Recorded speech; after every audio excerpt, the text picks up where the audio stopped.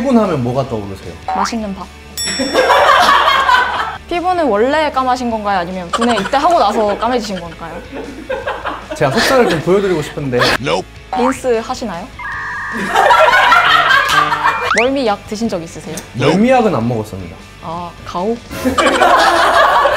학점 물어봐도 되나요? 허점이요. 학점이요? 발음이 너무 안 좋아요. 이거 바꿔주세요 좀.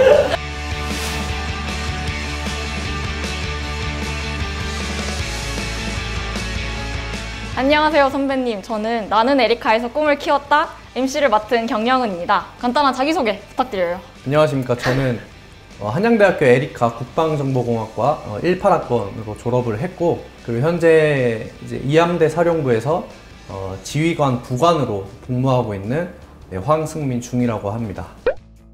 아, 너무 기분이 좋습니다. 이따가 밥 사준다고 하셨거든요. 근데 일단 저희 학과에 여자가 얼마 없어요. 저는 저를 인정합니다. 헛소리 하지마 임마. 그래도 칭찬 한번 하자면 잘생긴 걸로 유명하셨어요. 저는 모릅니다. 국방정보공학과에 들어가면 어떤 과목을 배울 수 있나요? 컴퓨터 프로그래밍도 간단하게 배웠고, 뭐 전자, 전기, 종합적으로 공학대학의 과목을 배우면서 또 가장 중요한 또 군사학 과목을 학기에 한 과목씩 들었죠. 그중 실무에서 일하실 때 네. 가장 도움이 됐던 과목이 있나요? 그 특임 교수님들의 이제 경험담이 좀 많이 도움이 돼요. 국방정보공학과에 다니면서 받은 혜택 같은 게 있나요? 가장 큰 혜택으로는 이제 전액 장학금이겠죠. 4년 동안 학비를 정말 하나도 내지 않고 학교를 다니면서 오히려 용돈을 받으면서 다닌다는 느낌을 받았습니다. 성적 장학금 받으신 적 있나요? 성적 장학금도 따로 나와요? 네, 저희 통장으로 꽂아줘요. 맞아요. 받으신 적 없구나. 선배님은 남자밖에 없는 국방정보공학과를 선택하신 이유가 있나요? 남자밖에 없다는 거 되게 강조하시는데 원래부터 군 장교가 좀 되고 싶었고, 사관학교보다는 그냥 일반 대학교 가서 일반 대학생의 삶을 체험하면서 나중엔 또 군 장교가 될 수 있는 길을 알아보다가 이렇게 한양대학교 국방정보공학과로 오게 됐습니다. 특별히 해군을 선택하신 이유가 있나요? 해군하면 뭐가 떠오르세요? 맛있는 밥.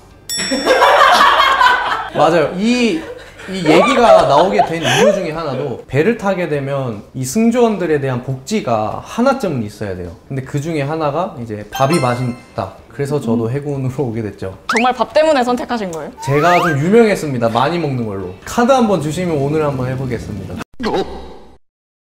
대학 4년 동안 대학 4년 동안 얻은 추억거리 있으실까요? 저는 그냥 그 동기들을 얻었다. 일을 하다 보면 내가 어딘가 연락을 해야 되는데 할 데가 없어요. 왜냐면 다 나보다 높은 사람들이고 아니면 아예 모르는 사람들이다 보니까. 근데 그러다가 이제 중간에 내가 아는 이름을 보게 되면 업무하는데도 수월하고, 이제 그게 또 학교 친구들이다 보면 더 수월하다 보니까. 저희 학과는 의무복무 기간 7년인데 혹시 좀 부담스럽진 않으셨나요? 사실은 좀 부담스럽죠. 7년이라는 게 임관해서 이제 내가 7년 뒤의 나이를 생각해 보면, 전역을 하게 될 경우를 생각을 한다면 정말 부담스러운 건 맞죠. 근데 저 같은 경우에는 전역을 생각은 안 해서 뭐 크게 부담스럽진 않습니다. 그럼 이제 배 타거나 일하면서 힘들었던 적 있으세요? 탈 것에 대해서 멀미를 안 하는 줄 알았어요. 배를 타니까 멀미를 하더라고요. 멀미 안 할 수 있는 팁 같은 거 있나요? 그냥 뭐 한번 하고 한번 하면 괜찮아집니다. 저도 그랬어요. 멀미약 드신 적 있으세요? 멀미약은 안 먹었습니다. 아, 가오? 지금 머리가 되게 짧으신데 네. 린스 하시나요?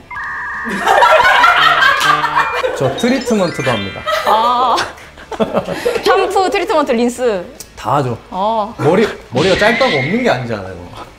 그럼 이제 일 하시면서 보람 느끼신 적 있나요? 출전 임무가 끝나고 돌아오면, 저희 배 같은 경우에는 돌아올 때 음악을 틀어줍니다. 신청곡을 받아요. 가요 같은 거. 괜히 또 뭉클하고 이제 집에 왔구나 약간 이런 마음이 들면서, 그럴 때 좀 뭔가 보람차고 잘 들어왔구나.